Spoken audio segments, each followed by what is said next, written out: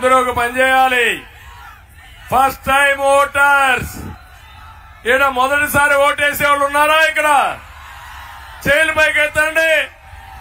మొదటిసారి ఓటేసే వాళ్ళు, మీరేసే ఓటు మీ భవిష్యత్తుకి సిద్ధమా తమ్ముళ్ళు అని అడుగుతున్నా.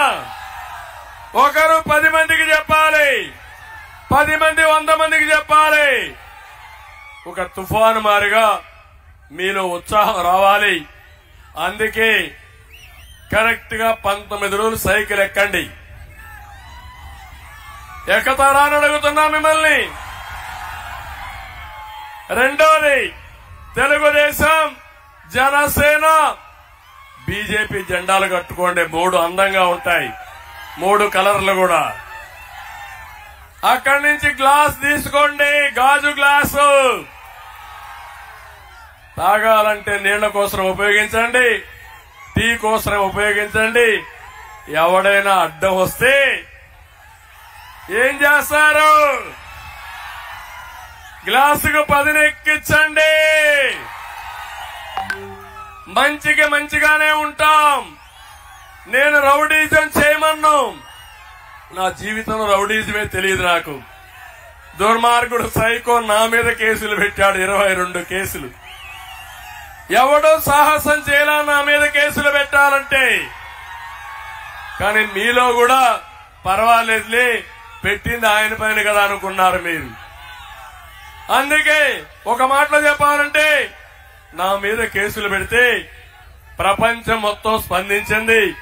80 దేశాల్లో నిరసన తెలియజేశారు. అది తెలుగుదేశం పార్టీ పైనుండే అభిమానం. అందుకే ఈ రోజు మిమ్మల్ని కోరేది, 19 రోజులు మా కోసం పనిచేయండి, మీ రుణం తీర్చుకుంటా. ఇక్కడుండే యువత ప్రపంచంలోనే ఒక శక్తివంతమైన యువతగా నాలెడ్జ్ ఎకానమీలో తీర్చే బాధ్యత నాదని మీ అందరికీ హామీ ఇస్తున్నా. తమిళలో మీరు చూశారు, ఇప్పుడు కాదు, నేను ఎప్పుడో పరిశ్రమలు తీసుకొచ్చాను, నేను ఎప్పుడో ఉద్యోగాలు తీసుకొచ్చాను, ఐటీకి ప్రాధాన్యత ఇచ్చాను. మామూలు రైతు పిల్లవాడిని, కూలీల పిల్లల్ని ఐటీ ప్రొఫెషనల్ గా తయారు చేసి ₹1,00,000 సంపాదించడానికి తయారు చేసిన పార్టీ తెలుగుదేశం పార్టీ అని చెప్పి కూడా నేను మీకు తెలియజేస్తున్నా. ఇంకో పక్కన ఇక్కడ సాగునీటి ప్రాజెక్టులు. నా ఆలోచన ఒకటి, వంశధార అక్కడి నుంచి నేరుగా గోదావరి, పక్కనే కృష్ణ, పక్కన పెన్నా నదుల అనుసంధానం నా కళ.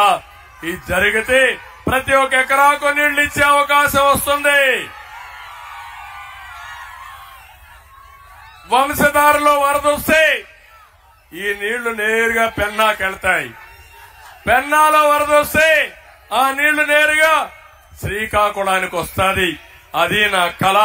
ఇది అసాధ్యం కాదు. ఇప్పుడు కరెంట్ ఉంది, కరెంట్ ఎక్కడో ఉత్పత్తి చేస్తారు. మీ ఇంట్లో లైట్ వేస్తే వెలుగుతుందా లేదా అని మిమ్మల్ని అడుగుతున్నా. అదే మాదిరిగా నీటి సమస్య పరిష్కారం చేస్తే బ్రహ్మాండంగా ముందుకు పోయే పరిస్థితి వస్తారు. అది కూడా చేయిస్తానని చెప్పి నేను మీకు తెలియజేస్తున్నా. ఇంకో పక్క ప్రభుత్వ ఉద్యోగులు ఉంటారు ఇక్కడ శ్రీకాకుళంలో. ఏం తమ్ముళ్ళు, గవర్నమెంట్ ఉద్యోగులు నష్టపోయారా లేదా అని మిమ్మల్ని అడుగుతున్నా. చదువు చెప్పవలసిన టీచర్ని లిక్కర్ షాప్ దగ్గర కాపలా పెట్టాడా లేదా అని మిమ్మల్ని అడుగుతున్నా. నేనున్నప్పుడు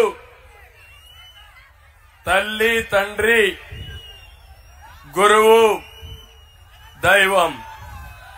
అందుకే నేను ఆలోచించింది టీచర్లందరికీ గురువు స్థానం ఇవ్వాలని ట్రాన్స్ఫర్స్ కూడా చేయకుండా కౌన్సిలింగ్ పెట్టి పెద్ద ఎత్తున చేశాం. ఆ గౌరవం ఇచ్చాం.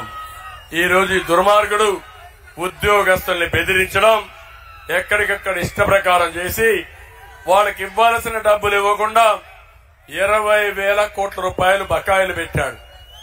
ఉద్యోగస్తులందరికీ ఓటే కోరుతున్నాను, ఈసారి గాని ఒక్క ఓటు గాని మీరు యొక్క సైకో జగన్ కేస్తే నెక్స్ట్ రాబోయేది రివర్స్ పీఆర్సీని.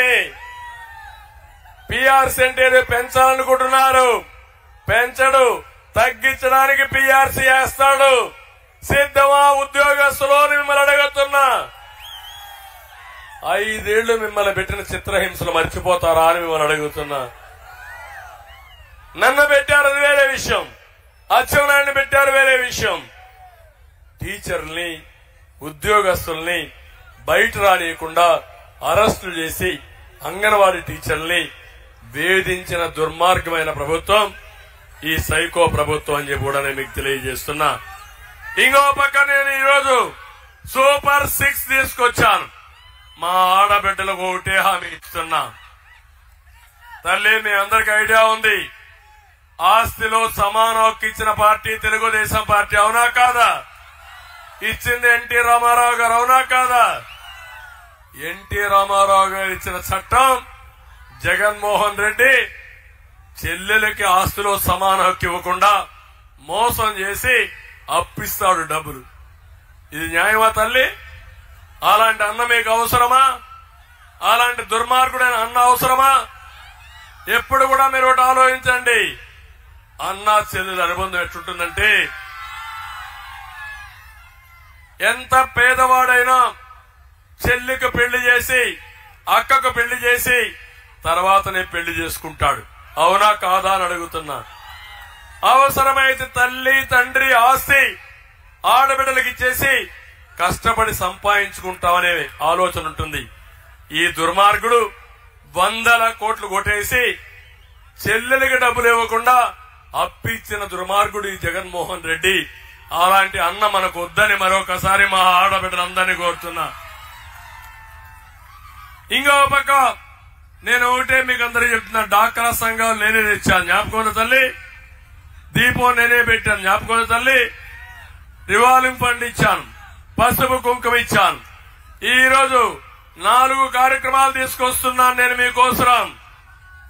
ఒకటి, ఎంతమంది పిల్లలుంటే అంతమందికి తల్లికి వందనం కింద 15,000 రూపాయలు ఇచ్చే బాధ్యత నాది. దీనివల్ల మీ పిల్లలు బాగా చదువుకుంటారు. ఏ తల్లి కూడా 2 పిల్లలుంటే ఒకరిని చదివించి ఒకరిని పశువులు కూడా కాపలా పెడతారా తల్లి? మీరు 2 బాగా చదివించాలని ఆలోచిస్తారా లేదా మీరు? అలాంటి దుర్మార్గం చేసే పరిస్థితికి వచ్చాడు. అందుకే 3 ముగ్గురికి ఇస్తా, 4 నలుగురికి ఇస్తా. మీ పిల్లల్ని చదివించే బాధ్యత మాదని మరొక్కసారి మీ అందరికీ హామీ ఇస్తున్నా.